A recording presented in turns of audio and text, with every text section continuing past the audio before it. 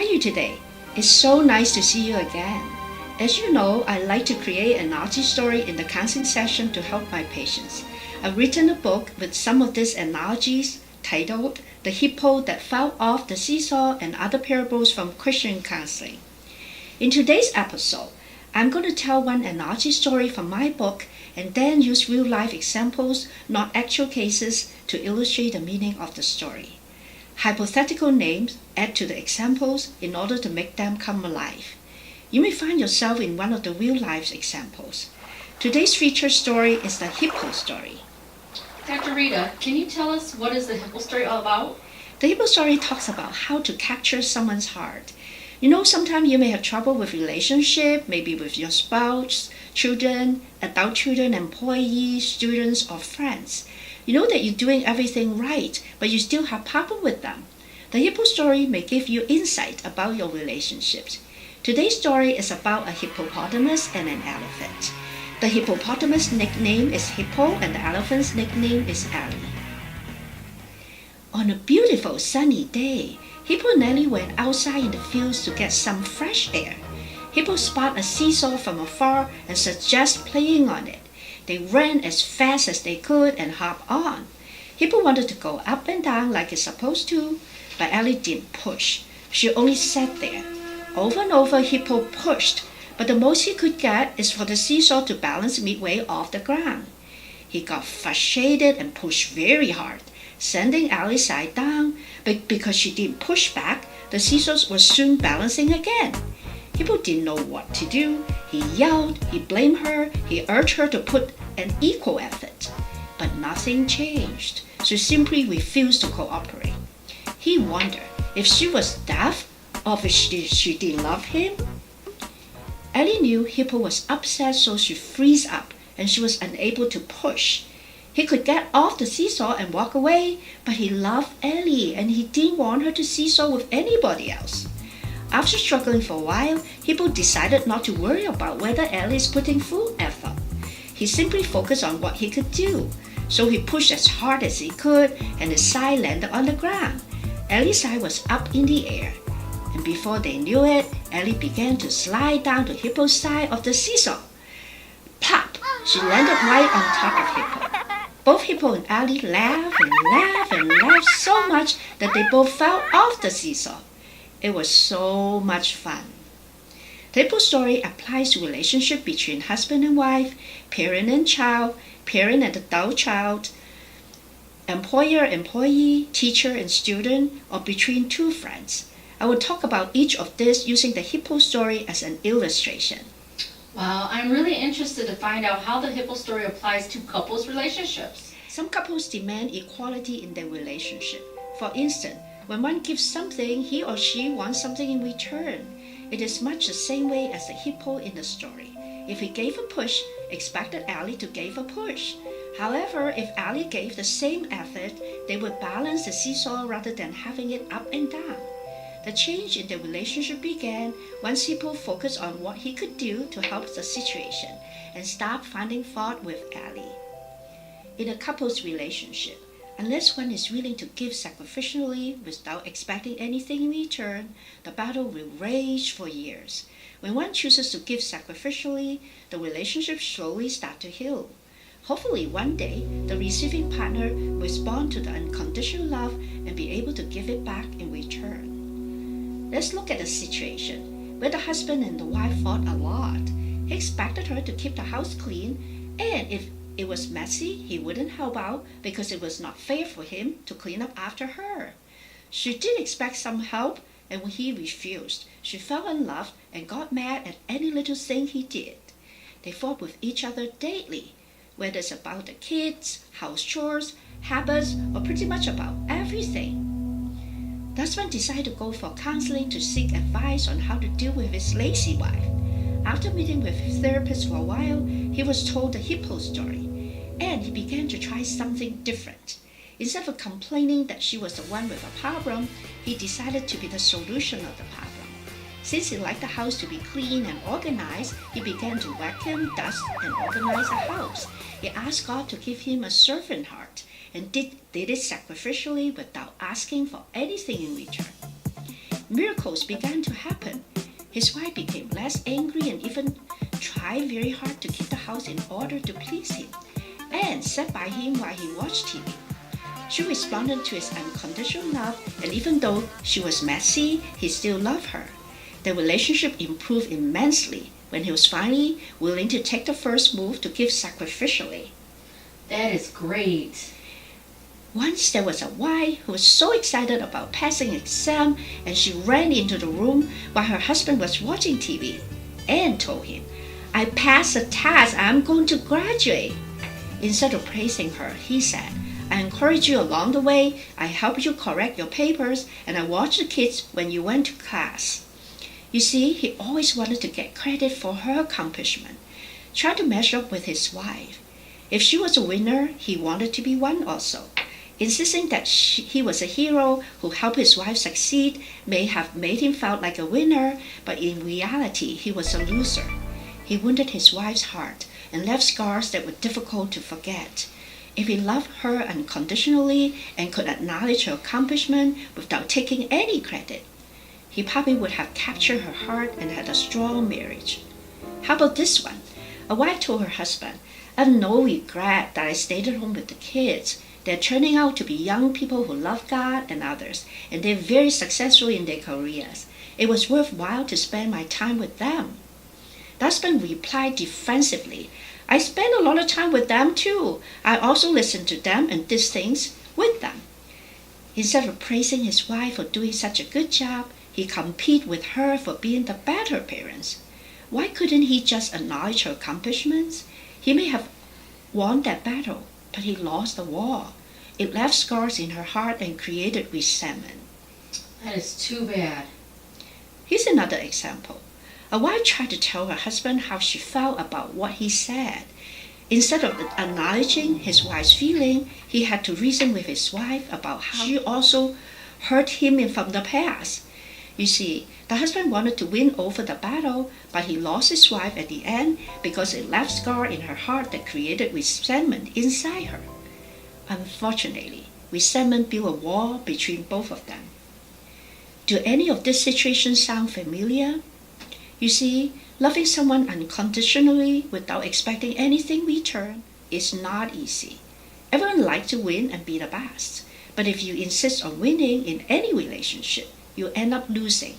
However, if you're willing to lose, you end up winning by winning over your partner's heart. The theme of the Hippo story is to love unconditionally. That is so helpful for couples.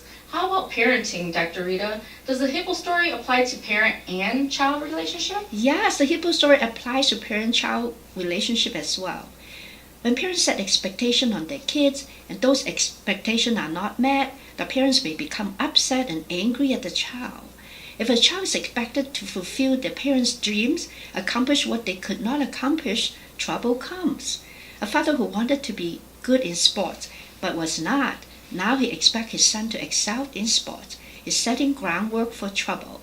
If a mother who was not a good student demands that her kids to get good grades, maybe trying to have them make up for what she couldn't achieve. Or a mother who always dreamed of being a dancer forces her daughter to take dance lesson, maybe doing the same. A baby comes to this world innocent and beautiful, relying on parents to affirm him and love him unconditionally. If they only love him when he missed their expectation, however, the motivation to please them will not last. He will become stressed out, eventually give up, which may cause his parent to become even more angry at him. His feelings of inadequacy may grow, causing him to feel and act as if he's bad or stupid. His struggle will increase as his negative pattern continues. Those parents that are using this type of dynamic will have raised a child with low self-esteem who cannot and will not achieve their goals, and everyone will end up losing. Here's an example. A woman whose siblings were very successful in their careers, desperately to measure up to them. However, they went into medical field and she did not. When it came to raising her own son, she insists that she go to medical school, just like her own brothers and sisters had done. She forced him to do extra homework and got good grades so he would take advanced classes. The child managed to be a good student and did enter medical school. But what he longed to be is a musician. This caused such deep inner relational conflict that eventually he quit medical school altogether. His mother, of course, was very angry at him because he did not fulfill her dream. The son felt like such a failure that eventually he became terribly depressed and attempted to commit suicide. The mother may have won temporarily while the child was growing up, but in the long run, she lost her son's love and respect and almost lost him altogether. Another mother, who struggled financially after her husband died in an accident, worked 2 cleaning jobs in order to support herself and her son. As he grew up, she gave him unconditional love and support. Sometimes there was only enough cereal for 1 bowl and she would give it to him. When he struggled in class, she got help for him and encouraged him to do better next time. She said, "Failure is the key to success. People are successful not because they're smarter, but because they don't give up." Her kind words gave him strength to keep trying and not to give up. He knew his mother loved him always. Because of this, he was determined to be successful and to make his mother proud. While his friends were outside playing, he went to the library to read. Later on, he was accepted into medical school to become a physician. Let's look at these 2 children, each being raised by their mothers. One exercised much control and determined what career her son would choose. She was angry when he failed, but he continually tried to please her. However, he never could and therefore never lived up to his full potential. The second mother's sacrificial and unconditional love helped him to be self-confident and successful, and unafraid of making mistakes. She also allowed him to choose what he wanted to do in life by providing him with a healthy home environment. She's exactly like a hippo, decided to give her son unconditional love, and her son ended up more successful. And they have great relationship with each other. How about parenting adult children? Does the Hippo story apply to parent and adult children also, Dr. Rita? Definitely. Our children belong to God. He has entrusted them to our care to raise them to be godly and independent. Independent adults will make their own decisions, but when parents jump in and help them exercise power or control, they end up losing them. However, when parents are supportive, are there when needed, allow them to do things their own way, they may maintain a good relationship. For example, the Johnson came to therapists because they were not allowed to visit their grown children anymore. After the son and daughter-in-law were first married, things seemed great, and they had even been given a key to their house. Once the baby was born, however, the children got upset at them constantly. The mother was so sorrowful because she realized she gave too much unwanted advice, especially regarding the grandchild, and realized she needed to respect them more. The father, however, still thought he had the right to visit any time he wanted, and told them what to do in various situations. Since the parent did not respect the son as an adult, the power struggle continued. Ultimately, there was a separation between the 2 families. If the parents had given their grown children unconditional love, allowed them to make decisions and to be their own person, the relationship would not have been lost. In the Hippo story, Hippo decided not to push Ellie to do what he wanted to do, but instead gave her unconditional love by focusing on what he could do to support her. This is the ultimate key to preserving the peace in conflicted relationships. Meanwhile, the Thomases respect their adult children in many ways, such as visiting when invited and making suggestions only when asked. As a result, many memories were made with the family members throughout the years, and the grandparents were able to see their grandchildren often. Why were the Johnsons unable to see their adult children and grandkids anymore, while the Thomases had such a good relationship? The Thomases act like the hippo who decided to love Ellie unconditionally and not force her to do what he wanted. He gave the adult children space to make their own decisions and mistakes. No matter what happened, the parents were always supportive and loving. Hopefully, you can now see that the Hippo story applies to multiple layers of relationship. Does the Hippo story apply to relationship outside the family, such as employer and employee? Oh yes, of course. Let me ask you this question. Do you have trouble with your employee? Perhaps they don't respect you or walk a roundabout way to their desk to avoid seeing you. Perhaps it may not be your employee who needs to change, but you. Perhaps it is you who doesn't show respect, or maybe you lord your authority over them. This will cause employees to lose their motivation and a sense of pride in their work. If you follow Hippo's example and support your employee by listening to their concerns, accepting some of their ideas, encouraging them, offer them help when needed, they will end up respecting you and your business may flourish. Boss number 1, set the agenda for what needs to get done and how he wants it done. When John, an employee in good standing, suggests a more efficient way of achieving the goal, the boss ridiculed his idea, refused to consider it, even though it was more efficient. John completed the job in a manner dictated, but many unnecessary problems cropped up along the way. He obeyed his boss outwardly, but inwardly he hated him.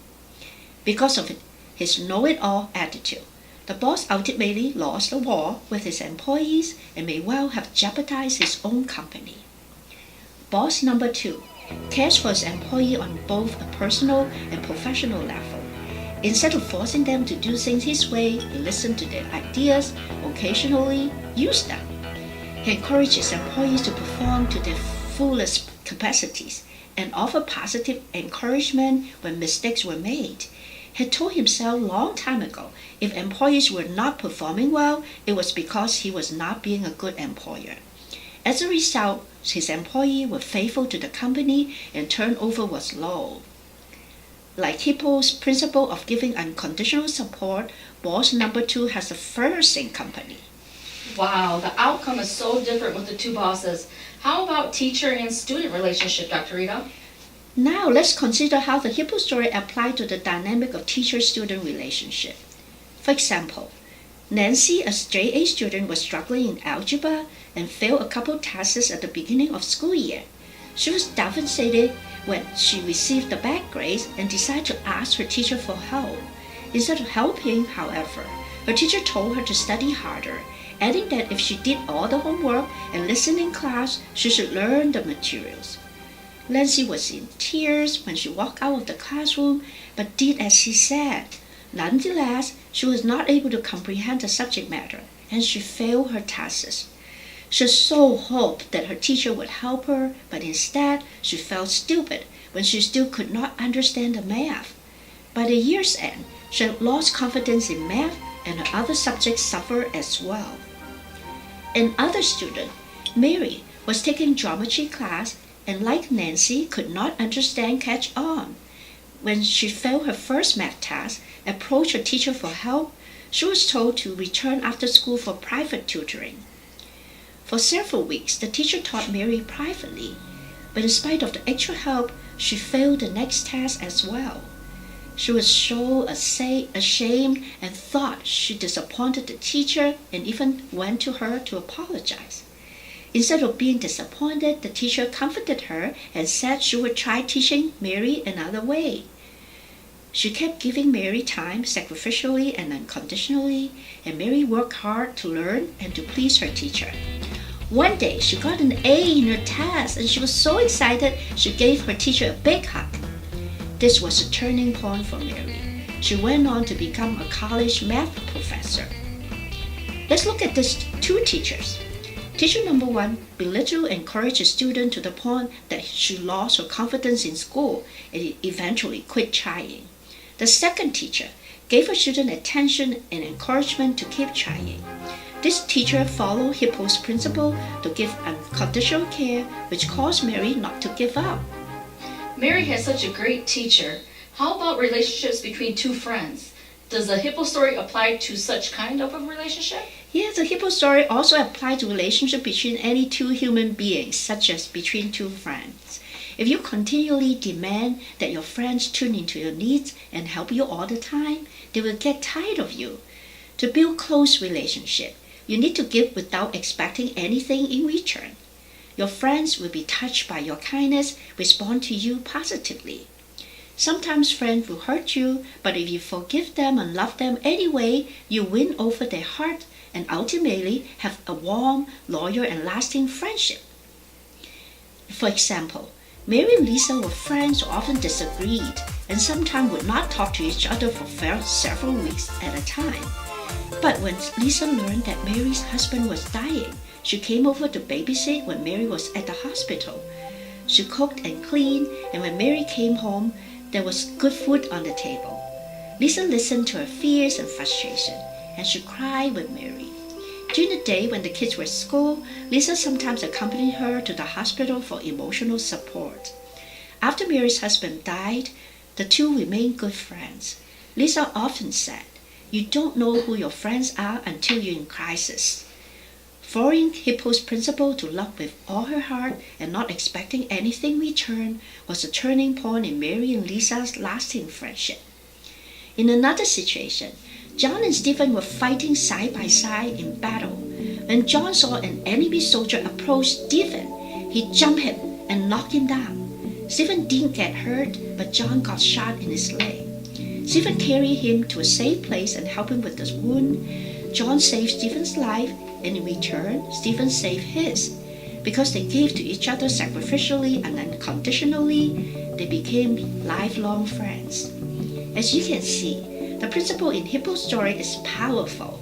When you give unconditional love to others, they love you back. There's an exception to this analogy, and that is, this does not apply to situations when you are being abused. If that's the case, you probably need to find a therapist to get help. Dr. Rita, what lesson do we learn from the Hippo story? You know, Hippo exercises control over Allie and wants her to change to make him happy. He gets stuck in this pattern and one day realizes it is impossible to change her, so he decides to focus on what he can do to change. When he does, he's a lot happier because fixing another person is a dead-end road. One is only able to fix one's own problem. Exercising power over someone usually ends up with a negative outcome. Remember the mother who tried to control her son by making him go to medical school? The son ended up attempting suicide. Remember the parents who demand their adult children to do things their way? They end up losing the relationship with their adult children and grandkids. Remember the boss who exercised negative power over his employee? He ended up creating a hostile work environment and getting no respect. Those who follow Hippo's principle of allowing others to be themselves had a better outcome, such as the husband who was willing to change and adapt to his wife, the mother who loved her son when he failed, and the parents who allowed the adult children to make their own decision. Another thing Hippo recognized was that he and Allie are two completely different individuals. The more he tried to compete with her, the more he lost. Allie became nervous and distressed and couldn't function when Hippo was angry with her. In any relationship, the more you try to win, the more you lose. By being willing to lose, you end up winning because you win over someone's heart. Remember the husband who wanted to take credit of the wife's achievement? It created resentment in her heart and forever left scar in the relationship. How about the mother who wanted to win the battle with her son by forcing him to go along with her way? She ended up ruining her son. The parents who wanted to win the argument with their adult children ended up losing them at the end. The boss who insisted his way was the only way ended up losing the trust and cooperation from his staff. Those who follow Hippo's principle by losing end up winning. Like the husband who humbled himself won over his wife's heart. The mother who allowed her son to fail ended up helping him to succeed. The parents who allowed their adult children to make decisions ended up earning their love and respect. The teacher who gave her student time sacrificially ended up the student became a math teacher like her. How can a person love another unconditionally? It's almost impossible because most people are very self-centered. If you don't believe me, consider this. If you're looking at a group picture with you in it, whom do you look at first? 100% of the people I talked with gave me the same answer, me. How can a self-absorbed person give love to another person unconditionally? It's almost impossible. In order to be able to love, one must have someone to love him first. Those with an empty love tank will have nothing to give. Only God can give us unconditional love by filling up our love tanks. He demonstrated his unconditional love by allowing his only Son, Jesus, to die on the cross to set us free from sin. He can fill your love tank all the way to the top, even to the extent of spilling over, so of actual love to give to others. Without God's help, we'll have a hard time loving others without expecting anything in return. With God's help, we're able to love others selflessly and sacrificially. If you have never received God's unconditional love, you can pray and ask Him to forgive your sin and come into your heart to be the Lord of your life. You do not have to do anything to earn your love from God. He just gives it to you if you ask for it. If this is a prayer of your heart, you'll be filled with God's love. He loves you no matter what. Because He first loved us, we're able to love. I love to hear from you so I can pray for you and answer your questions in the future show. My email address is care@dr-rita.com, or you could call me at 517-332-6300. I hope today's show will challenge you to see your relationship differently. Come join me for my next show. Take care for now. I'll see you soon.